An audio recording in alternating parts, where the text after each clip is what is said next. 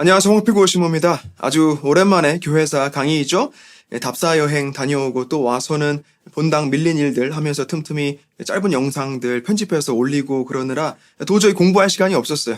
그리고는 이제 청년대회 다녀왔죠. 많은 분들이 라이브 영상 함께 하시면서 거의 같이 순례하는 기분이라고 해주셔서 저도 좀 색다르게 재미가 있었던 것 같아요. 물론 영상으로 이제 상당 부분은 보셨겠지만 조금 더 깊은 얘기도 있는데 이제 그 부분은 이미 이제 가톨릭 방송 특집으로 참가자들 몇 명하고 해서 촬영을 다 해놨어요. 조만간에 아마 다음 주 주말 정도가 될 텐데 방송으로 나갈 겁니다. 우리 세계청년대회 다녀온 이 썰푸는 또 다음에 한국에서 이 어마어마한 행사가 치러질 거라는 이야기도 역시 기대해 주시기 바랍니다. 그러면 이제 이 시간은 공부하는 시간으로 집중을 해야겠죠? 자, 계속해서 개신교 운동에 대한 부분 살펴보고 있었어요. 시대는 이미 개혁으로 가고 있었다는 그 수많은 조짐들, 또 그리고 마침내 모든 조건이 충족이 된 시대가 되어서, 그러니까 얀 후스나 다른 개혁가들은 실패를 했는데 마틴 루터는 어쨌든 결국 해냈단 말이죠. 그렇게 1517년을 우리가 흔히 말하는 종교개혁, 즉 개신교 운동이 본격적으로 시작된 지점으로 보게 됩니다. 그래서 이 대표 개혁가 마틴 루터는 과연 어떤 근거로, 다시 말해서 교회를 뒤집어 엎으려면 원천적인 사상 그 자체를 깰 수가 있어야 하는 것인데 과연 루터는 어떤 신학적인 이해를 가지고 있었는지 또 알아봤어요. 그냥 성직자들이 부패해서 새로 교회를 만들었다라고 1차원적으로만 알고 있다면 그건 사실 아무것도 모르는 것이다에 가깝죠. 오늘날의 가톨릭과 개신교가 어떻게 구별되는가, 근본적인 차이가 무엇인가, 어디서 시작된 것인가를 아는 것이 결국엔 나를 알고 상대를 알고 더 나아가서는 언젠가 우리가 될 수 있는 어떤 첫걸음이다라고 저는 생각을 해요. 그래서 마틴 루터의 생각, 그리고 또 다른 개혁가들 중에 츠빙글리의 활동과 사상에 대해서도 알아봤고, 또 이런 개혁운동의 과정에서 어떻게 보면 불가피한 현상일 텐데 근본주의 또 급진주의 같은 일명 재세례론이라고 하는 일개 움직임도 있었다라고 언급을 드렸습니다. 그래서 이번 시간에는 이 개신교 운동이 사상적으로는 거의 완성이 되어가는 단계까지 가요. 바로 장 칼뱅이라는 인물을 반드시 짚고 가게 되는데, 이 칼뱅이라는 개혁가는 어떻게 이 운동에 참여하게 됐고 또 어떤 사상을 주장하고 가르쳤는지 살펴보도록 하겠습니다.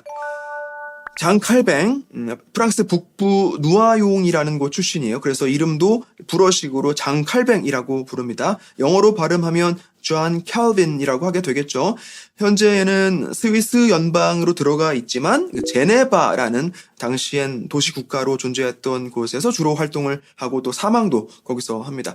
어쨌든 크게 보면 프랑스 영향권 안에 있었던 거예요. 가톨릭을 비판하고 들고 일어선 개혁가들도 사실 그들끼리 일치를 이루지 못하고 있었어요. 루터파다, 츠빙글리파다, 재세례파다라고 하면서 교리적으로 접근이 다 다르고 또 서로 자기들이 맞다고 하면서 절대 그 주장을 굽히지 않는 것이죠. 이제 여기서 칼뱅이 어떤 그 중간 지점에서 서로가 크게 반대하지 않을 어떤 사상을 펼쳐내게 되고, 그렇게 개신교 신학을 집대성한 인물로 인정을 하게 되는 겁니다. 그래서 그 과정이 어떻게 전개가 되는지 같이 보도록 할게요. 장 칼뱅의 아버지는 교구청에서 근무를 했어요. 주교 바로 옆에서 보좌를 하면서 비서도 하고 공증인도 하고 여러 행정적인 일을 맡아 했는데, 다시 말하면 직책에 그래도 좀 내놓으라 할 정도가 됐던 그런 집안이었다라는 것이고, 또 한 가지는 어쨌든 교회의 녹봉으로 생계를 유지하고 장칼뱅이 그걸로 학교도 다니고 했다는 얘기예요. 유학도 갑니다. 그 혜택을 받아서 갈 수 있었겠죠. 대개 아들은 아버지 일을 따라가게 되는데 이 집안 역시도 계속 교회밥을 먹게 될 모양인데, 이 교회 일이라는 건 무조건 가방끈이 좀 있어야 돼요. 일반 서민들의 그 직업들하고는 다르게 라틴어, 철학, 수사학 등등의 그런 학문적인 배경이 필수란 말이에요. 그래서 초등교육 이후에 파리로 갑니다. 당시로서 유럽 교육의 중심지들 중에 한 곳이죠. 신학으로서는 파리가 최고였어요. 근데 그 무렵의 파리는 인문주의 사상 역시도 굉장히 진보된 곳이었어요. 물론 반인문주의자들도 동시에 공존하고 있었는데, 그래서 이제 그런 서로 다른 관점들 간의 논쟁이 아주 끊이질 않는 거예요. 여기에서 칼뱅은 인문주의랑 여러 다른 사상가들의 그 교리를 배우는데, 뭐 에라스미스, 위클리프, 후스, 또 루터도 이때 접하게 된 거예요. 그래서 교계 제도에 대한 어떤 비판적인 시각도 이때부터 갖게 됐다고 봐야죠. 그러다가 이제 학교를 옮겨서 법학을 공부하게 됩니다. 아버지가 어쩌다가 이 교회 일을 더 이상 못하게 됐어요. 동시에 교회 안에서의 그 어떤 입지도 잃게 됩니다. 그래서 아들 칼뱅도 아버지 그 상황에 영향을 받을 수밖에 없는 거예요. 따라서 신학보다는 법학을 공부하도록 합니다. 오를레앙 대학을 가는데 거기서도 계속 인문주의자들과 그 교류를 하면서 많은 영향을 받고 또 개혁가들의 사상을 접하면서 점점 가톨릭 교회랑은 이제 마음으로 멀어지기 시작해요. 그리고 부르주라는 곳에 있으면서는 그리스어도 어느 정도 배우게 됩니다. 그리스어는 신학 성경을 이해하는 데 굉장히 중요한 언어이죠. 그러는 와중에 아버지가 사망을 하고 칼뱅은 파리로 돌아가서 신학 공부를 마저 하기로 해요. 그리고 이 무렵에 장 칼뱅은 개신교 운동이라는 그 대의에 가담하기로 마음을 먹습니다. 정확히 어떤 계기가 있었는지, 그게 구체적으로 언제였는지는 알 수가 없어요. 루터 같으면 자기 자신의 그 내면의 어떤 그 충돌이나 변화 또 도전들을 상세하게 기록을 했을 텐데, 칼뱅은 그렇게 막 감정을 많이 드러낸 편은 아니에요. 어쨌든 그리고는 자기 고향 누아용으로 돌아옵니다. 아버지가 애초에 아들 위해서 마련해 놓은 교회 안에 어떤 한 자리 뭐 그런 건 없었지만 그래도 어떻게 먹고 살 거리는 있었나 봐요. 그러면서 나름의 개혁 운동을 펼쳐나갑니다. 가톨릭 교회랑 반대되는 편에 이제 분명히 있었던 거예요. 그런데 그러고 얼마 안 있어서 프랑스와 1세가 개신교 운동을 금지시켜버리는 거예요. 프랑스와는 처음엔 개신교에 대해서 그렇게 뭐 딱히 신경을 안 썼단 말이에요. 카를 5세 황제랑은 어쨌든 라이벌인데 그쪽은 또 가톨릭이란 말이죠. 그러니 개신교도들은 적이니까 오히려 정치적으로는 그냥 놔두는 게 이득이에요.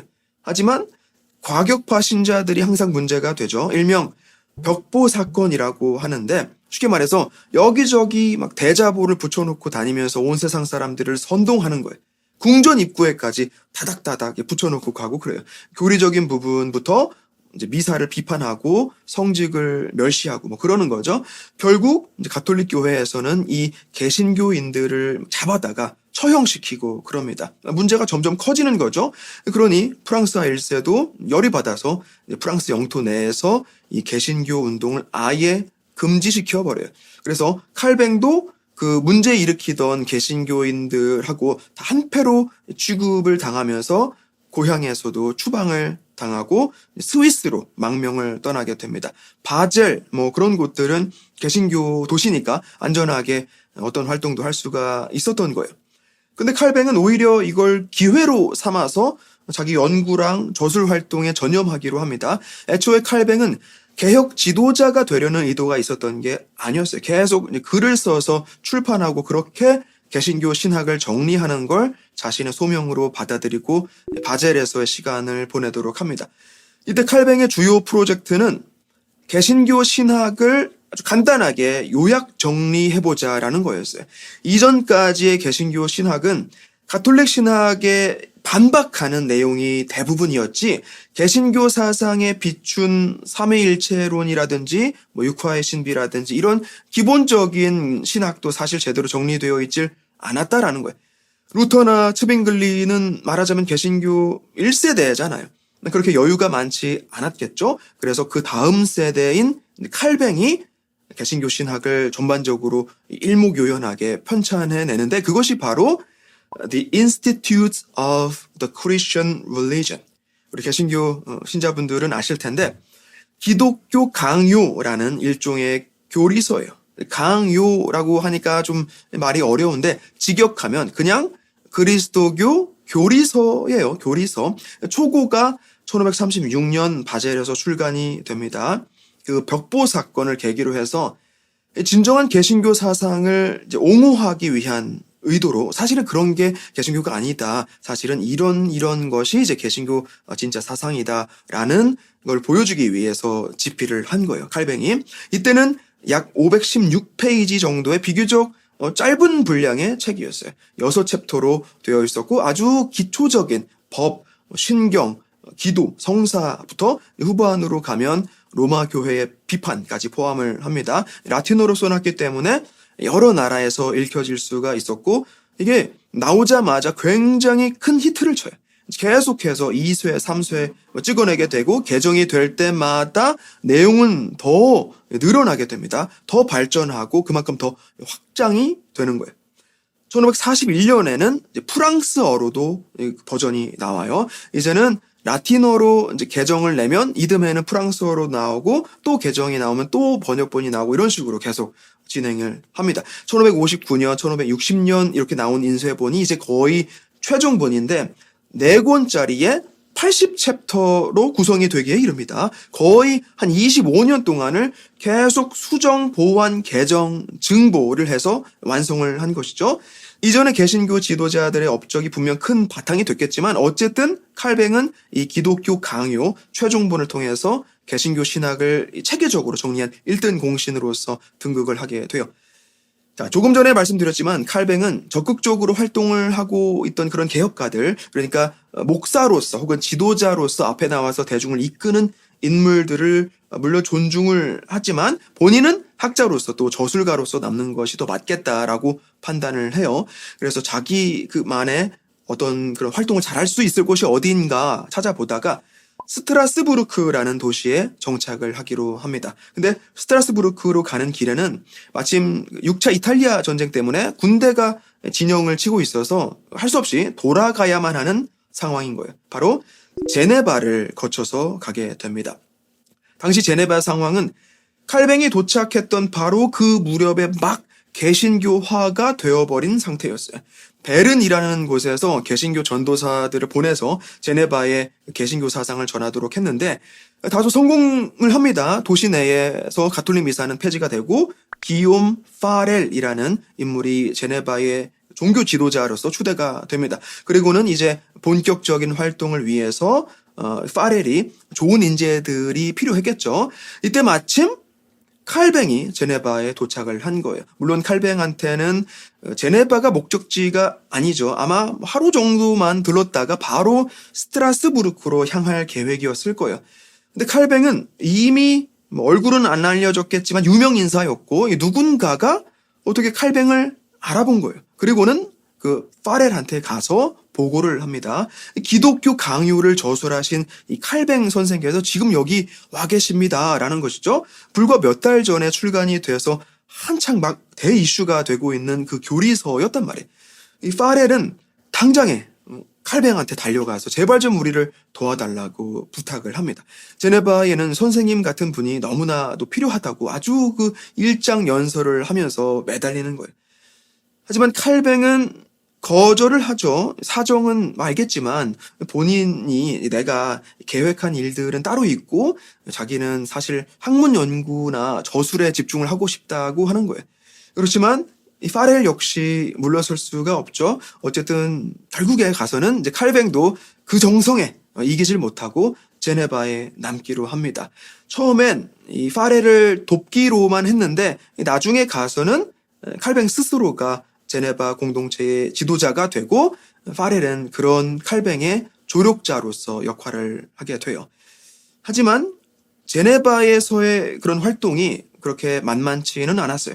그곳의 그 부르주아 계층, 그러니까 중산층에서는 로마 교회랑의 그 단절을 반대할 수밖에 없죠. 기득권이니까 아무래도 그런 어떤 종교적인, 곧 사회적인 그 큰 변화라는 건 막심한 경제적인 손해를 감수해야만 하는데 그게 그렇게 선뜻 되지를 않아요. 결국 시 정부랑 마찰이 생기고 칼뱅은 도시에서 추방을 당하게 됩니다. 이때 파렐도 칼뱅의 뒤를 따라 나와요.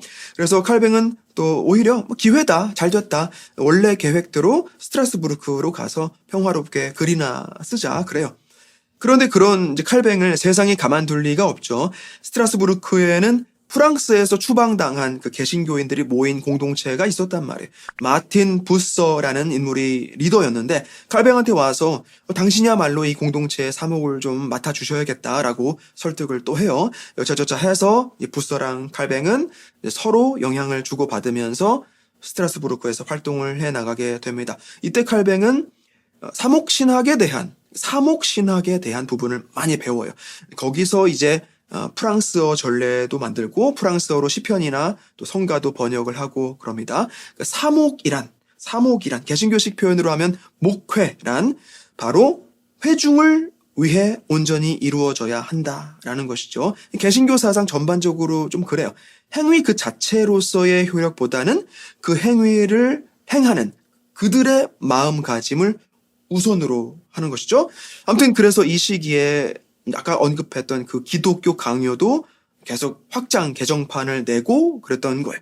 그러는 사이에 어떤 미망인 여인도 만나서 결혼도 하고 어쨌든 한 몇 년간은 칼뱅 개인으로만 보면 스트라스부르크에서의 그 시간이 아주 가장 행복한 시간이었을 것 같아요. 하지만 여전히 제네바가 마음 한켠에서는 걸리죠. 뭔가 뜻을 펴내지 못했고 또 거기 개신교 신자들도 아마 눈에 계속 밟혔을 거예요. 근데 그러는 와중에 제네바에는 새 정부가 들어서고 이제는 오히려 칼뱅을 초청을 하는 겁니다. 그만큼 뭔가 거기 상황이 어려웠다는 얘기겠죠. 어찌됐든 그러니 칼뱅은 당연히 망설임 없이 제네바로 달려가죠. 1541년이에요. 본격적인 개혁 활동을 거기서 하는데 우선 교회 법규 편찬 작업에 들어가요. Ecclesiastical Ordinances라고 영어로는 쓰는데 말 그대로 교회법이에요. 교회법. 이전까지는 가톨릭 신앙에 비추어서 모든 국가 운영이나 법, 문화, 생활 전부가 다 형성이 되고 그렇게 살아왔는데 이제는 개신교 새로운 신학을 바탕으로 살아가게 된다라고 했을 때 이전에 그 모든 것 역시 다시 써져야 한다는 것이죠. 근데 칼뱅이 그걸 어떻게 쓰느냐.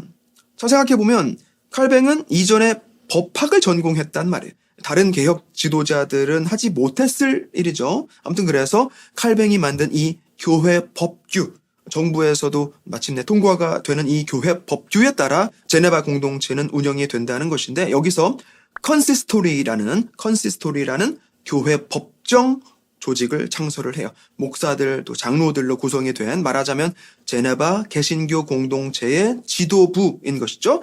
하지만 여전히 칼뱅의 영향력이 절대적이긴 합니다. 컨시스토리.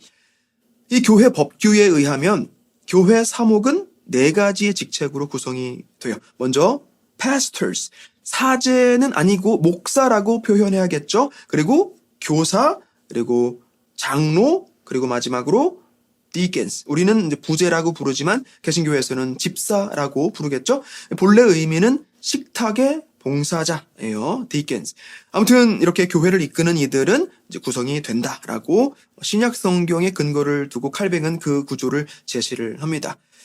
교회 법정 컨시스토리는 어쨌든 계속해서 시정부랑 마찰이 있어요. 종교 권력이랑 세속 권력은 역시나 서로 견제를 할 수밖에 없다는 것이겠죠. 개신교 신앙에서도 이 문제는 어떻게 해결이 안 되나 봐요. 아무튼 이 과정에서 칼뱅의 입지가 위태로워지기도 합니다. 그런데 이때 미카엘 세르베투스라는 인물이 등장하면서 분위기가 바뀌게 돼요. 세르베투스는 스페인 출신 의사이면서 신학 저서들을 내고도 했는데 사상적인 면에서 그런 궤변이 없는 거예요. 그래서 여기저기서 논쟁을 벌이다가 추방되고 막 그러는데 예를 들면 콘스탄티누스 대제의 회심을 통해서 과거에 로마 제국이 그리스도교 신앙을 인정하고 국가와 교회가 그렇게 일치를 이룰 수 있는 어떤 여지가 트인 것인데 이것이 사실은 교회 입장에서는 배교라는 거예요. 그래서 황제가 소집한 니케아 공의회에서 선포된 그 삼위일체 교리는 진리가 아니다라고 주장을 합니다. 아무튼 이런 이상한 소리를 해대니까 가톨릭 교회하고 또 개신교 양쪽에서 다 수배를 하고 그렇게 도망을 다니다가 마침 제네바에 거쳐가게 됐는데 거기서 체포가 돼요. 이때 칼뱅이 38가지 기소 내용을 준비해서 이 세르베투스를 신문합니다. 여기서 이제 칼뱅 반대파에서는 일부러 세르베투스 편을 들어주기도 해요. 가톨릭에서 이단으로 이미 선고를 받았는데 그렇다면 개신교 쪽에서는 우리 편이 아니냐라고 하면서 무조건 칼뱅을 반대하겠다라는 것이죠. 하지만 세르베투스 사상은 이미 갈 때까지 간 터무니없는 교변이었고 결국 가톨릭과 개신교 양쪽으로부터 이단으로 공표가 됩니다. 결국 세르베투스는 화형에 처해지게 돼요. 칼뱅이 막 주도적으로 화형을 주장하지는 않았겠지만 당시 사실 보면 이단에 대한 처사는 아주 이제 극단적이었던 것이 자연스러웠던 시대예요. 어쨌든 칼뱅 손에도 분명 피를 묻히긴 한 것이죠. 어쨌든 이 세르베투스 사건을 계기로 해서 칼뱅의 입지는 격상을 합니다. 개신교의 수호자다라는 찬사를 받으면서 시간이 지날수록 더 이상 제네바에서는 감히 그 권위에 도전하는 이가 없었어요. 모든 신학자들이 다 지지를 했고 반대 무리들이 있다고 해도 세르베투스 이단 사상을 옹호했던 전과도 있고 그래서 그 뒤로는 찍소리도 못 내고 있게 그렇게 됩니다.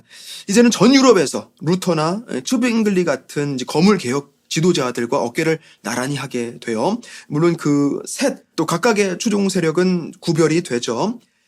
그리고 1559년에는 칼뱅 아카데미를 설립합니다. 테오도로 베스라는 이후에 칼뱅의 그 신학적인 부분에서의 후계자가 되는 인물이 거기 학장이 되고 그렇게 칼뱅 사상을 체계적으로 학생들을 불러와서 교육하도록 해요. 그리고 이제 1564년 칼뱅은 사망을 하는데 이제 파렐이 그 뒤를 이어서 개혁 운동을 계속해 나갑니다. 자, 이 정도로 이제 장 칼뱅의 생애는 요약을 해볼 수가 있을 텐데 중요한 건 칼뱅의 신학이겠죠. 가톨릭 신학하고는 당연히 다를 텐데 루터 신학과 츠빙글리 신학하고의 그 간격을 어떻게 해결했던 것인지 이제 보도록 할게요. 자, 칼뱅 생전에 개신교 신학자들끼리 일치하지 못했던 가장 메인 이슈는 물론 제 세례로는 그냥 다 누구나 이단으로 단지를 했으니까 안 쳐주고 대표적으로 루터랑 츠빙글리가 화합하지 못했던 부분은 바로 성체 안에 어떠한 방식으로 그리스도의 현존이 이루어지는가에 대한 문제였어요. 루터는 뭐라고 그랬죠? 성체 성사를 통해서 그리스도의 현존이 분명 이루어진다고 했어요. 제물로 바쳐진 빵과 포도주와 함께 믿는 이들은 예수님의 몸과 피를 받아 모시게 된다라고 봤단 말이에요. 근데 츠빙글리는 그런 거 다 소용없다. 전부 상징일 뿐이다 라고 합니다. 그러니까 루터 신학과 츠빙글리 신학은 그리스도께서 실제 하시느냐 아니냐, 성사이냐 아니냐, 극과 극의 차이인 것이죠. 그래서 루터파랑 츠빙글리파는 화합할 수가 없는 거예요. 여기서 칼뱅은 양쪽 사이의 그 중간 지점을 찾아냅니다. 성찬례 때 그리스도의 현존이 이루어지는 건 맞다. 하지만 그리스도의 영께서, 즉 성령께서 내려오셔서 그 순간에 우리와 함께 계신 것이다 라는 거예요. 빵과 포도주와 함께가 아니라 성령으로서 현존하시는 것이다 라고 어떤 이 적정선에서 양극단이 합의할 수 있는 이론을 기가 막히게 찾아낸 것이죠. 그래서 성체성사는 단순한 상징으로서 여느 다른 신심 행위와 다를 것 없는 인간적인 행위에 그치는 것이 아니라 축성된 빵과 포도주를 나누어서 먹고 마심으로 인해서 성사로서 교회를 위한 신적인 행위가 이루어진다라는 거예요. 하지만 여전히 가톨릭 교회에서 가르치는 것과는 다르죠. 사제의 손을 통해 빵과 포도주의 그 실체가 변한다라는 그런 가톨릭 신앙은 칼뱅을 포함해서 다른 모든 개신교 신학자들이 믿지를 않아요. 사제가 아니라 바로 성령의 힘을 통해 믿는 이들은 천상 영광을 지상에서 미리 맛보는 것이다 라고 칼뱅은 가르칩니다.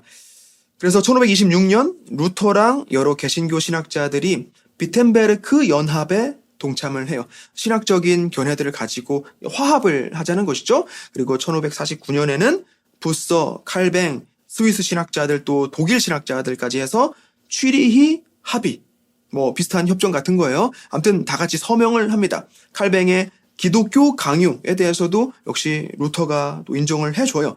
그렇게 개신교 사상가들끼리는 일말의 일치를 이루게 됩니다. 하지만 몇 명이서 그렇게 뜻을 같이 한다고 해서 모든 게 다 잘 풀릴 리가 없죠. 우리도 교황님이 종교 화합 그런 말씀 하시면 꼭 꼬투리 잡고 반대하는 주교들이나 신학자들이 있는 것처럼 이때도 루터파 누군가는 칼뱅 교리를 비판하는 논문을 써서 내고 칼뱅파에서는 또 누군가가 루터는 또 이러이러하다라고 뭐 기소를 하고 그러는 거예요. 결국 루터파는 루터교, 이제 칼뱅파는 개혁교, reformed라고 해서 루터교 공동체랑은 구별되도록 스스로를 부르게 됩니다. 개혁교 혹은 개혁파. 어쨌든 여기서 중요한 건 이 당시 개신교 무리가 갈리게 된 가장 결정적인 이유는 성체성사에 관한 교리였다라는 거예요. 개신교 신학을 종파별로 어떤 차이가 있는가 한 번이라도 찾아보신 분들은 칼뱅교 혹은 이제 개혁교 신학의 특징이 예정설에 관한 부분이라는 걸 이제 들어보셨을 텐데 이때만 해도 이 두 교파는 사실 예정설에 대해서는 그렇게 큰 이견이 없었어요. 바로 성체성사를 어떻게 이해하느냐가 그렇게 서로를 죽일 듯이 이제 바라보게 하는 아주 중요한 어떤 것이었다라는 겁니다. 이제 다음 세기나 되어서야 예정설이라는 교리가 칼뱅 신학의 어떤 두드러지는 부분으로서 보여지게 되는 거예요. 구원받을 영혼들은 이미 하나님께서 은총으로 예정해 놓으셨다 뭐 그런 건데 그렇다고 그냥 단순하게 볼 건 아니고 사실 예정설에 대해서도 만약에 신학교에 있었으면 이것 가지고 논문도 쓰죠. 어쨌든 이제 인간의 행위로 구원이 이루어지는 게 아니다라는 당시까지의 교회 전통, 그러니까 미사라든지 인간 사제를 통한 성사 집전, 뭐 교회에 바치는 봉헌, 뭐 이런 것들을 이제 비판하면서 예전에 아우구스티누스 신학에서 근거를 찾아가지고 이제 개신교 신학자들이 이제 크게 발전을 시킨 거라고 보시면 돼요. 예정설, predestination. 어쨌든 이제 칼뱅의 제네바에서의 그 활동, 특히 교육에 많은 투자를 했던 업적은 금세 또 열매를 맺게 됩니다. 수많은 젊은이들이 이 칼뱅 아카데미에서 개신교 신학을 열심히 배우고 그렇게 유럽 각지로 퍼져나가서 그야말로 제대로 된 개신교 운동에 참여하고 또 이끌게도 되는 거예요. 자, 그래서 이번 시간 여기까지 장칼뱅에 대한 이야기 나누어 봤습니다. 종교개혁, 개신교 운동은 루터를 통해서 본격적으로 시작이 됐지만 개신교 교리를 집대성하고 거기에 따른 관습이나 국가체제와 공존, 협력하는 이런 여러 문제들은 그 다음 세대 칼뱅에 와서 상당 부분 이루어진 것이죠. 그렇게 칼뱅은 유럽 전역에 개신교 운동이 퍼져나가도록 굉장히 큰 일조를 합니다. 그래서 여러분들은 이렇게 3명의 대표 개신교 지도자들, 신학자들을 살펴보면서 우리 가톨릭 교리에 대해서도 더 명확한 이해를 가지셨을 거라고 생각해요. 그렇죠? 자, 이제 다음 시간에는 이제 또 다른 지역으로 가서 조금 다른 형태의 개신교 운동에 대해서도 알아보도록 하겠습니다. 바로 잉글랜드로 갑니다. 독일의 루터, 스위스엔 츠빙글리, 프랑스에는 칼뱅이 있었다라고 한다면 잉글랜드에는 바로 그 유명한 헨리 8세가 있죠. 이쪽 얘기는 또 굉장히 다르고 아주 또 흥미로운 부분이 많아요. 차근차근 한번 보도록 하겠습니다. 오늘 시간도 고생하셨고 저는 다음 시간에 뵙도록 하겠습니다. 고맙습니다.